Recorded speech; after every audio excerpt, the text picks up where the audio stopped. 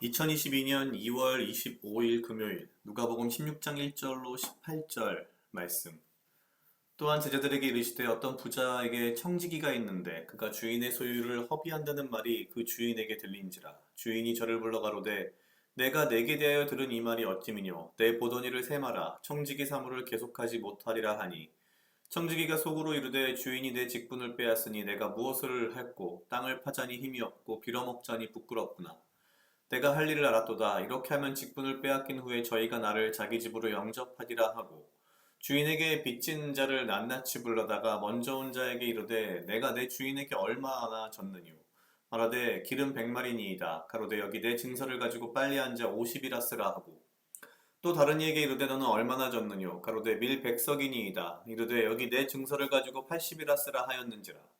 주인이 이 옳지 않은 청지기가 일을 지혜 있게 하였으므로 칭찬하였으니, 이 세대의 아들들이 자기 시대에 있어서는 빛의 아들들보다 더 지혜로움이니라. 내가 너희에게 말하노니 불의의 제물로 친구를 사귀라. 그리하면 없어질 때 저희가 영원한 처소로 너희를 영접하리라. 지극히 작은 것에 충성된 자는 큰 것에도 충성되고, 지극히 작은 것에 불의한 자는 큰 것에도 불의하니라. 너희가 만일 불의한 제물에 충성치 아니하면 누가 참된 것으로 너희에게 맡기겠느냐. 너희가 만일 남의 것에 충성치 아니하면 누가 너희의 것을 너희에게 주겠느냐. 집 하인이 두 주인을 섬길 수 없나니 혹 이를 미워하고 저를 사랑하거나 혹 이를 중히 여기고 저를 경히 여길 것임이니라. 너희가 하나님과 재물을 겸하여 섬길 수 없느니라. 바리새인들은 돈을 좋아하는 자라. 이 모든 것을 듣고 비웃거늘 예수께서 이르시되 너희는 사람 앞에서 스스로 옳다 하는 자이나 너희 마음을 하나님께서 아시나니 사람 중에 높임을 받는 그것은 하나님 앞에 미움을 받는 것이니라. 율법과 선지자는 요한의 때까지요 그 후부터는 하나님 나라의 복음이 전파되어 사람마다 그리로 침입하느니라. 그러나 율법의 한 획이 떨어짐보다 천지의 없어짐이 쉬우리라. 무릇 그 아내를 버리고 다른 데 장가드는 자도 간음함이요 무릇 버리운 이에게 장가드는 자도 간음함이니라. 아멘. 오늘 누가복음 16장 1절로 18절 말씀입니다. 우리가 예수님의 비유 중에 어떻게 보면 가장 어렵게 생각하는 비유 중에 한 가지입니다. 되게 좀 묘한 이야기죠. 불의한 청지기의 이야기입니다. 청지기가 주인의 돈을 이렇게 저렇게 잘 떼먹고 있는 와중에 주인이 그 사실을 알게 되고 청지기의 직을 이제 폐하려고 합니다. 그러니까 청지기가 무슨 짓을 하냐면은 그가 관장하고 있던 주인의 재산들 중에 주인과의 뭐랄까요? 채무계약? 주인과 다른 사람들 간의 채무계약의 그 계약서를 아마 이 청지기가 대리로 썼었나 봅니다. 그 주인에게 빚진 자들을 불러서 그 빚을 탕감해 주기 시작합니다. 지금 기준으로 말하면 뭐랄까요? 사문서 위조에 그쵸? 그리고 뭐, 뭐 말도 안 되는 이 위법한 상황들이 벌어지는데 이에 대해서 주인이 오히려 이 청지기를 칭찬합니다. 참 이해할 수 없는 비유이죠. 일단 첫 번째는 이 자체가 돈의 이야기라는 것은 명확합니다. 어떻게 보면은 이 청지기가 한 이 행위들이 그다지 합법적이라거나 정직한 것은 아니지만 말 그대로 지혜 있는 행위였다라는 것은 분명합니다. 어, 왜냐하면 어차피 자기가 이 직을 잃을 바에야 그쵸? 다른 사람들의 빚을 면해주는 굉장히 불리한 방법이긴 한데 하여튼 뭐 이런 방식을 쓴 거죠. 어, 16장 9절에 이렇게 표현됩니다. 내가 너희에게 말하노니 불의의 제물로 친구를 사귀라. 그리하면 없어질 때 저희가 영원한 처소로 너희를 영접하리라. 이게 되게 위험한 이야기이기도 합니다. 어떻게 보면 조심스럽게 해석해야 되는 부분도 있고요. 근데 저는 개인적으로 이 이야기에서 이 돈을 어, 시간으로 바꿔서 해석을 하고 이 청지기, 불의한 청지기를 저 자신으로 본다면 굉장히 잘 이 이야기가 좀 이해가 된다고 생각합니다. 왜냐하면 하나님께서 저에게 주신 굉장히 많은 그 어떤 맡기신 재물, 하나님께서 나에게 맡기신 재물 중에 가장 큰 게 뭐냐라고 한다면 저는 시간이라고 생각합니다. 그런데 제가 하나님께서 저에게 맡기신 시간들을 생각보다 꽤 하나님의 일을 위해서라기보다는 저 자신을 위해서 이제 허랑방탕하게 쓰고 있는 부분이 분명히 있죠. 하나님께서 이제 부르셔서 말씀하시는 거죠. 내가 너에게 시간을 줬는데 넌 왜 시간을 네 멋대로 쓰느냐? 내가 너의 시간을 다 빼앗아 버리겠다. 라는 만약에 말씀을 하셨을 때 제가 할 수 있는 가장 좋은 건 뭐냐면 제가 가지고 있는 하나님으로부터 위임받은 그 저의 시간들을 최대한 다른 사람들을 위해서 사용하는 것이죠. 특별히 잃어버린 한 영혼들을 구원하거나 그들의 죄를 사할 수 있는 무언가 기회를 내가 최대한 만들어주는.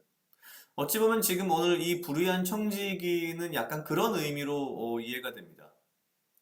내가 하나님으로부터 위임받은 나의 시간들, 나의 시간이긴 합니다만 이건 어디까지나 하나님 것이죠. 지금 청지기가 가지고 있는 움직이는 이 계약서와 돈들도 주인의 것이지만 청지기가 가지고 움직이는 겁니다. 이 청지기의 직을 빼앗기기 전까지는 청지기가 자기 것처럼 관리할 수 있는 거니까요. 제가 가진 시간을 저는 그렇게 이해하고 있습니다. 나의 시간이 나의 것이 아니라 하나님께서 나에게 허락하고 위임하신 시간이다. 따라서 내가 나에게 주어진 시간을 사실은 나를 위해서가 아니라 다른 사람들을 위해서 이 시간들을 그리고 복음을 위해서 이 시간들을 사용할 때에 하나님께서 나에게 지혜롭다고 칭찬을 하시지 않을까. 사실 전체적인 맥락을 그렇게 본다면 굉장히 쉽게 이해가 되는 부분들입니다. 왜냐하면 지금 이 계속해서 연결해서 나오는 이 모든 비유들이 잃어버린 한 영혼의 이야기들의 연장선상에 있기 때문이죠. 하지만 이 이야기는 그 잃어버린 한 영혼에 대한 이야기와 함께 돈에 대한 이야기를 두 가지를 동시에 하시는 것은 분명합니다. 왜냐하면 바로 그 직후에 이 바리새인들의 얘기들이 등장합니다. 그러면서 두 주인을 섬길 수 없다에 대한 이야기도 분명히 하시는 거죠, 예수님께서. 13절 너희가 하나님과 재물을 겸하여 섬길 수 없다. 이 말씀을 하시는 것을 본다면 분명히 이 이야기는 돈에 대한 이야기도 합니다. 그러니까 그 지혜로움에 대한 이야기를 돈으로 하셨기 때문에. 그러면서 바리새인들에 대한 어떤 책망을 하시는데요. 왜냐면 여기도 나와 있지만 14절 바리새인들은 돈을 좋아하는 자라 이 모든 것을 듣고 비웃거늘. 그쵸? 돈을 좋아하는 사람들 입장에서는 이 말만큼 우스운 말이 없을 겁니다. 너희가 하나님과 재물을 겸하여 섬길 수 없느니라. 어,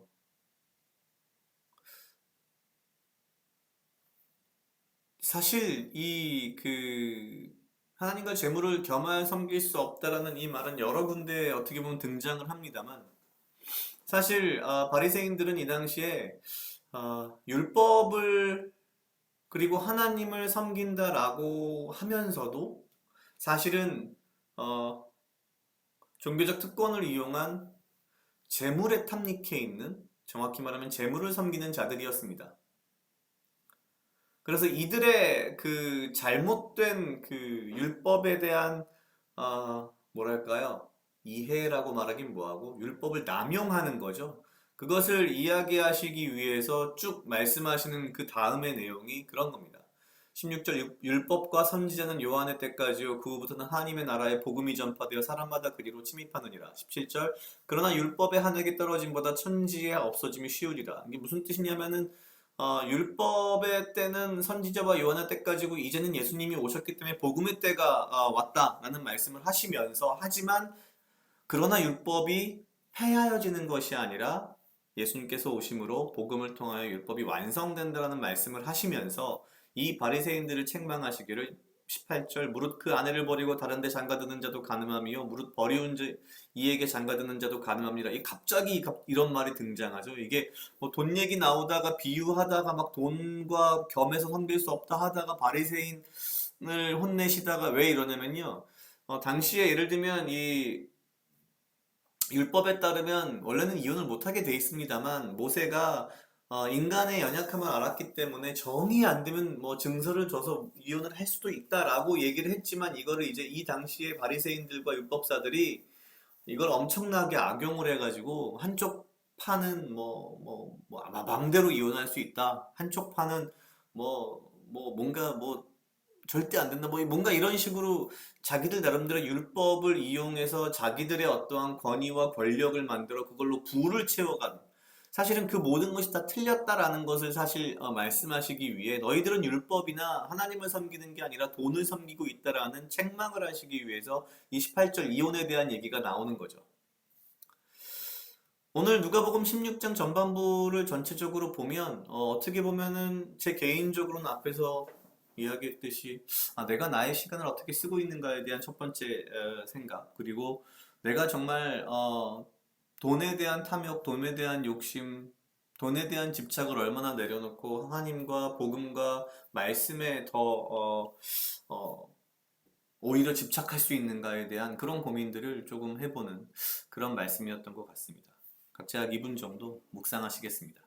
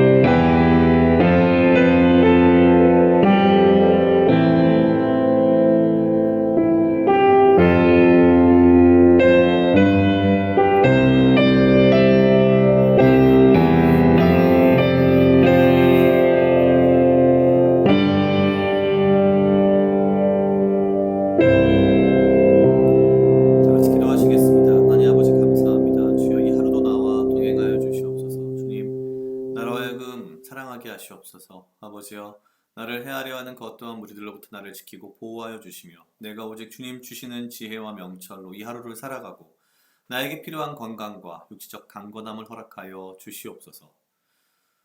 주님, 주께서 나에게 위임하신 나의 시간들을, 나의 삶을, 나의 이 하루하루를 내가 주의 복음이 아닌, 주의 나라가 아닌, 주의 말씀이 아닌 다른 것들, 나를 위하여서, 나의 욕망을 위하여서 내가 사용하지 않고, 허비하지 않고, 주의 나라와 주의 영광과 주의 의를 위하여서 이 시간들을 귀하게 사용할 수 있도록 주여 인도하시며, 내가 나의 마음 가운데에 재물과 돈에 대한 집착과 욕심이 아니라 말씀과 복음에 대한 욕심과 집착을 가질 수 있도록 주여 인도하시옵소서. 감사합니다. 이 모든 말씀 예수님 이름으로 기도드렸습니다.